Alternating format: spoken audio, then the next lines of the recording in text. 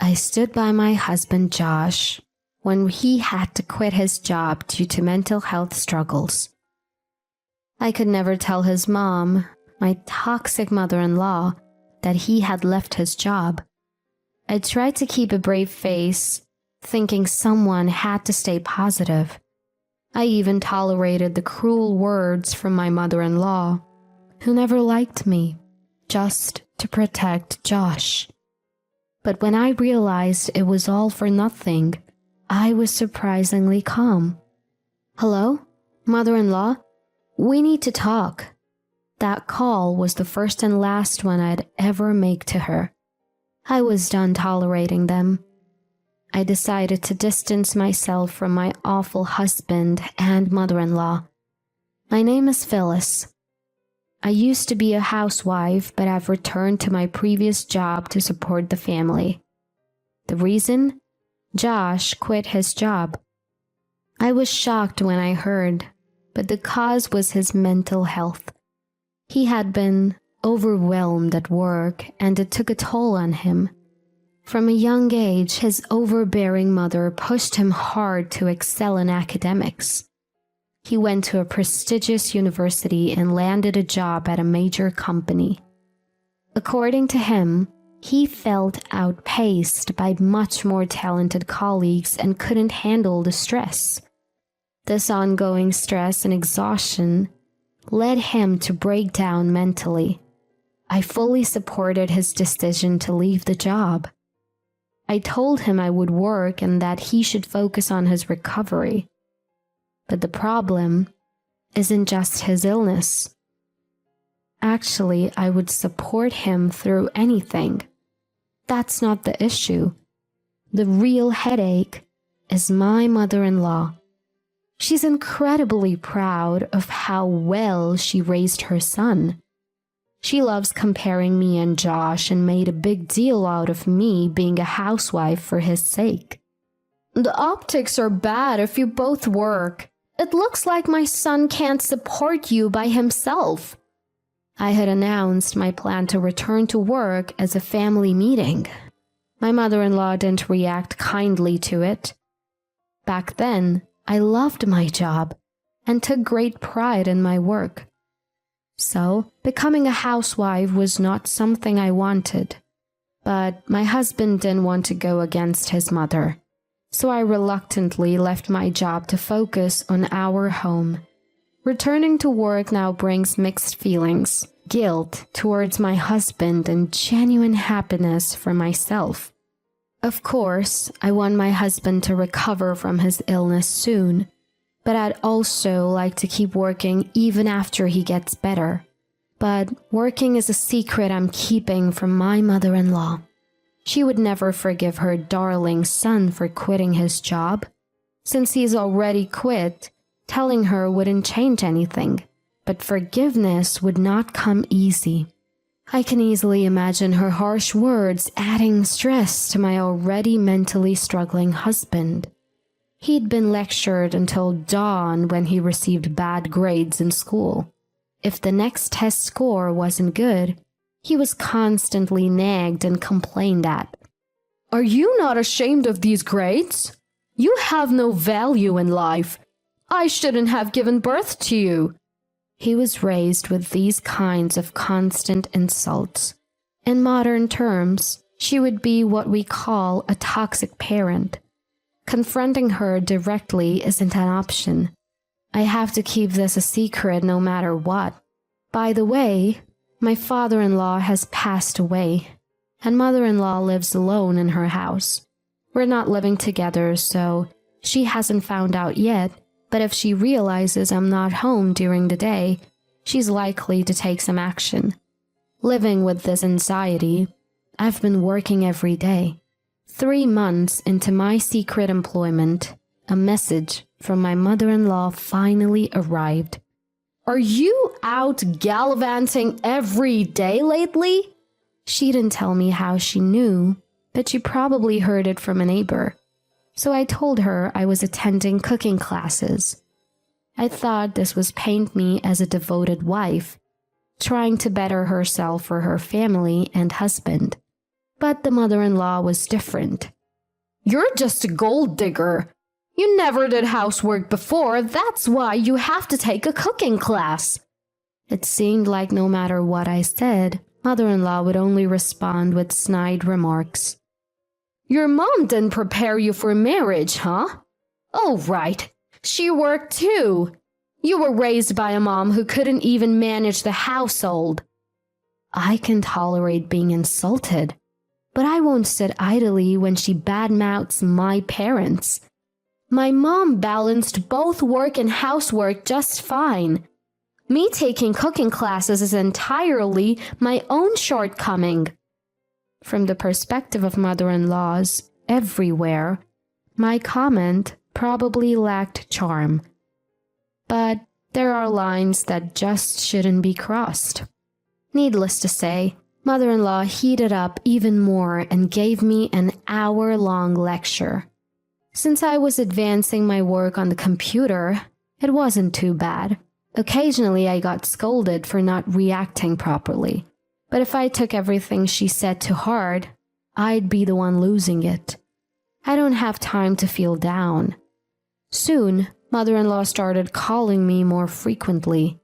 I've informed my workplace and got permission to take her calls. But honestly, it's a hassle. Also, I sometimes travel for work. Whenever I'm away, I tell her it's a business trip. Apparently, she doesn't approve of that either. "Stop gallivanting with my son's money. You're supposed to be supporting him, not acting like a jobless housewife."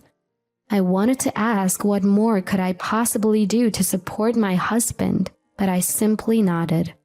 Arguing with someone like mother-in-law only wastes more time. Of course, I do argue when it's unbearable, but nodding and listening is quicker. I make sure my voice sounds like I'm seriously listening so she doesn't accuse me of being insincere. But the daily calls started to get to me, and stress began to pile up. After work, I came home and sighed as I sat on the living room sofa. I tried not to show my exhaustion in front of my husband, but at that moment, I didn't realize I really didn't have the energy to keep it together. My husband saw me and apologized with a regretful look. "I'm sorry for leaving everything to you, Phyllis. Must be tough." Even though I didn't want to make him feel guilty, I shook my head vigorously. "It's not your fault, Josh. I've told you, I'm fine with us both working. I'm not tired from work. It's just that my mother-in-law has been extra intense lately." I answered with a laugh, but if anyone knows how relentless my mother-in-law can be, it's my husband. He opened his laptop saying he'd look for a job soon. He knew from our last doctor's visit that I still needed counseling. I told him that there was no rush and that I wished he'd take things easy. "Thank you. I'm so glad you're my wife, Phyllis." Seeing my husband smile for the first time in a while made me genuinely happy. Having him by my side gives me the strength to carry on. While marriage isn't everything, I felt thankful to be married to him. People might think my life looks tough, but supporting each other in times like this is what partners do. I was confident that he'd help me if I were in trouble. That faith remained unshaken. Still, the daily calls from my mother-in-law didn't stop, and her nagging seemed endless. Then, today, she made a comment that had me questioning what all the previous conflicts were about. "Aren't you ashamed of being unemployed when you're married to such an outstanding son?"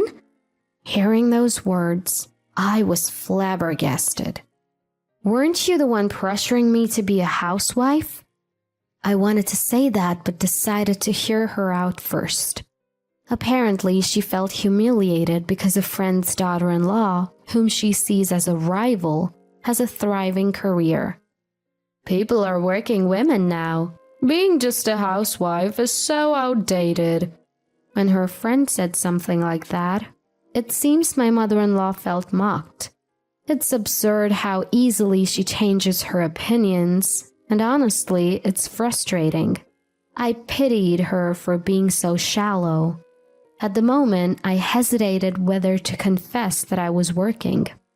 But given her personality, she'd argue no matter what I said. Plus, being honest about why I'm working probably wouldn't work either. I had planned to talk with my husband later to correct the mistake about me being unemployed. That day, I was so stunned by what my mother-in-law said that I went home without telling my husband when I would be back. On top of that, I came straight home from a client meeting, so I got home pretty early.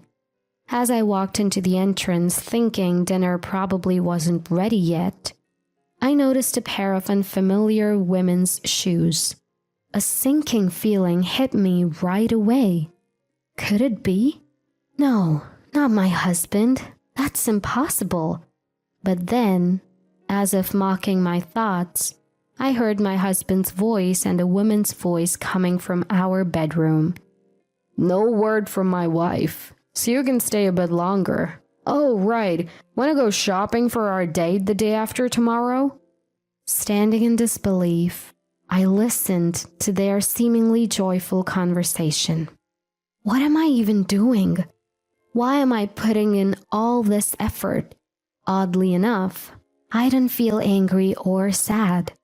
Probably because my emotions hadn't caught up yet. Despite the alarms going off in my head, my body remained calm. I silenced my work phone and set it to video mode. Then, I discreetly positioned it in the entrance so it would capture their faces, making sure they wouldn't notice. Quietly, I left the house and locked the door behind me. I sat in a cafe a short distance away and texted him that I'd be home soon. He's probably frantically sending her home right now, I thought, surprisingly composed. Am I messed up? How can I stay so calm at a time like this? Did I ever really love him? I wonder why I was able to stay so calm. Maybe I should have gone into the bedroom where the husbands were at the time. Questions flooded my mind. And then, before I knew it, I was sobbing into my coffee at the cafe. People around me must have been startled. A woman past 30, crying quietly to herself. But I didn't care what anyone thought. I didn't have the luxury. What was this all about? What am I to my husband? It was truly, painfully sad. My heart ached so much. I wondered if anything could be more painful. About 30 minutes later, I stopped crying and, with shaking hands, called the psychiatric clinic my husband was supposed to be attending. I'd like to change the appointment date, I told the receptionist, giving them my husband's name. And sure enough, the response was exactly what I expected. He hadn't made any appointments. In fact, he hadn't been to the clinic since his initial visit.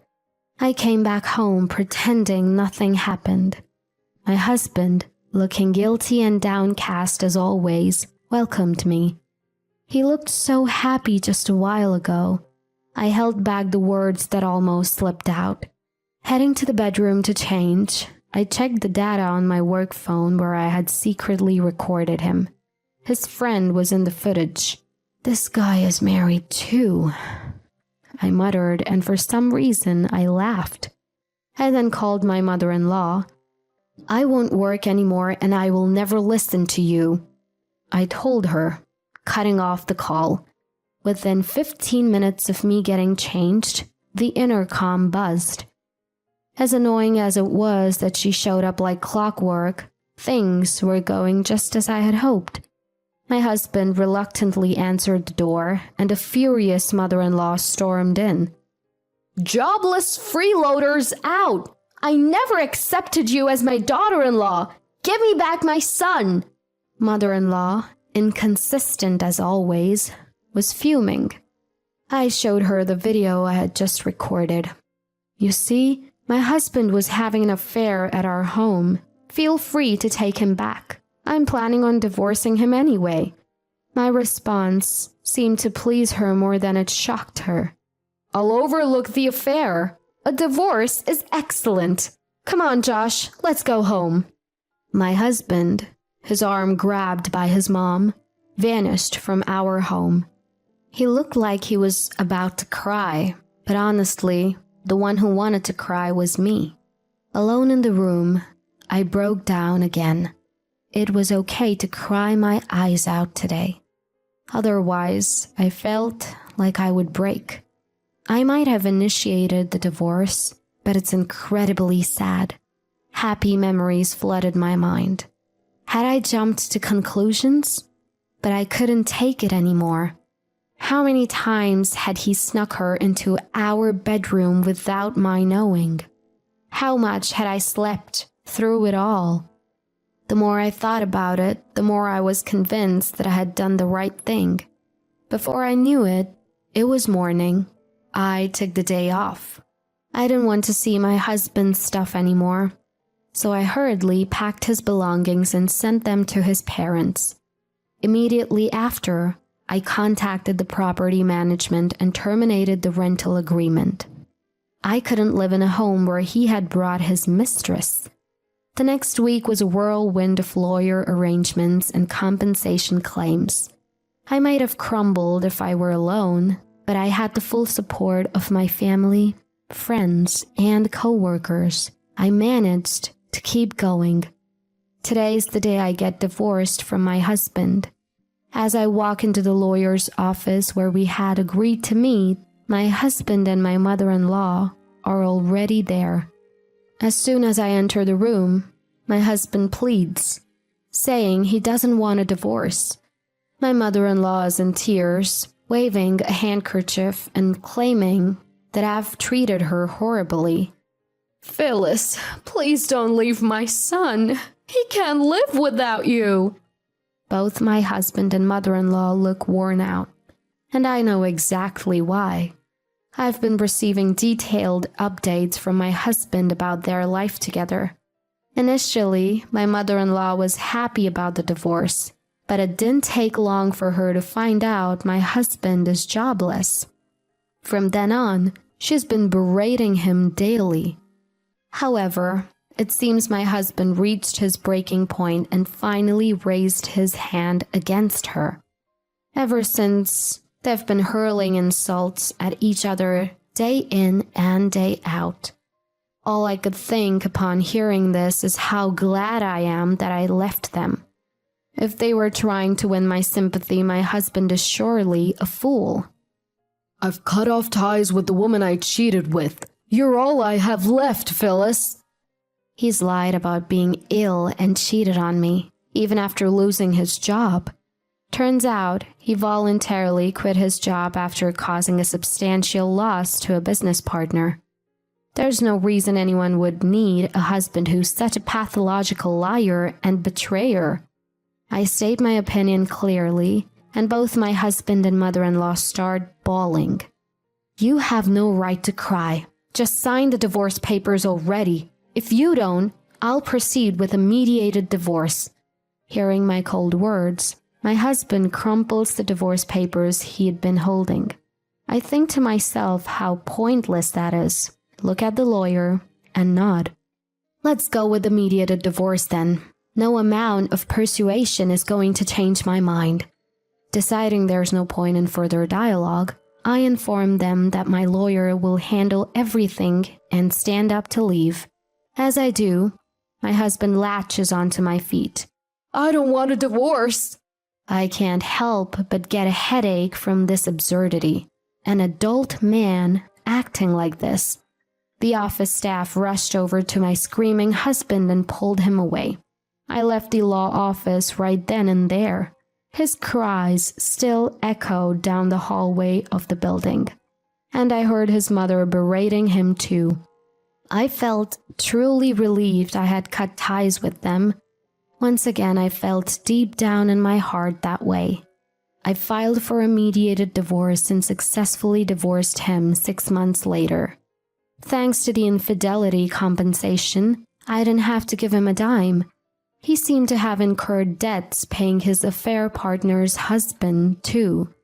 Word has it, they both went their separate ways and never ended up together. His affair partner moved back to her family's home after being divorced. My ex-husband seemed to be mentally broken, mostly from daily mental abuse from his mom. As far as I'm concerned, it's bewildering that the one who cheated is the one falling apart. His mother contacted me several times asking to forgive her worthless son, but I blocked her. As long as he's dependent on his family, he'll never be independent. I hope they keep bickering for the rest of their lives. After the divorce, I threw myself even more into my job. Not wanting to think about anything else was probably the main reason. But as a result, I got promoted and now can do more of what I enjoy. I'm extremely grateful for my workplace and colleagues for taking me back after I had resigned. I plan to keep working hard to make it worth their while, and I vow to fully support those who helped me when I was down and betrayed.